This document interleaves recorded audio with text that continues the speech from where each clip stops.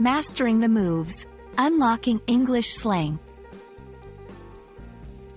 Hello, everyone. Welcome back to our channel, where we dive deep into the fascinating world of English language learning. Today, we're unpacking a very interesting and commonly used phrase, "You've got the moves." This phrase is not just about dancing. It's a window into the vibrant world of English slang. Stay tuned as we explore its meaning, usage, and how you can incorporate it into your everyday English conversations. At first glance, "You've got the moves" seems to talk about someone's ability to dance well. However, its usage extends far beyond the dance floor.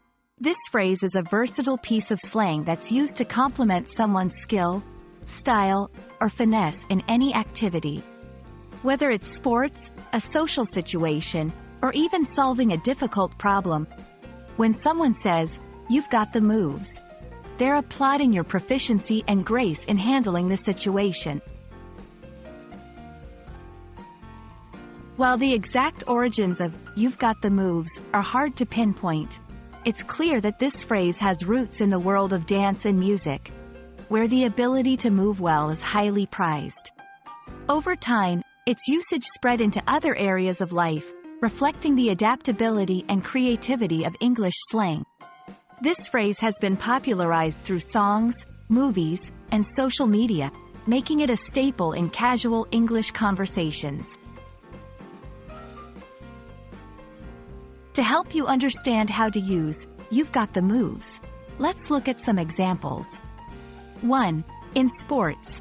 After a player scores a goal with an impressive maneuver, a spectator might comment, "Wow, you've got the moves."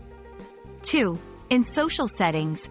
If someone successfully navigates a tricky social situation, a friend could say, "You handled that so well, you've got the moves." 3. In problem solving. When someone comes up with a clever solution, it's not uncommon to hear, "I can't believe you figured that out. You've got the moves." Now that you're familiar with the phrase, it's important to practice using it in the right context. Remember, it's a compliment, so the tone should be positive and encouraging. Try it out in different scenarios to get comfortable with its usage, and don't be afraid to get creative. English is a living language, and the way we use phrases like "you've got the moves" helps keep it vibrant and dynamic. We hope this video has helped you grasp the essence of the phrase, "You've got the moves." English is full of interesting slang and expressions that make it a rich and engaging language to learn. By understanding and using phrases like this, you're not just learning English, you're immersing yourself in its culture. Keep practicing, and soon, you'll be the one with the moves in English conversations. Thanks for watching, and see you in our next video.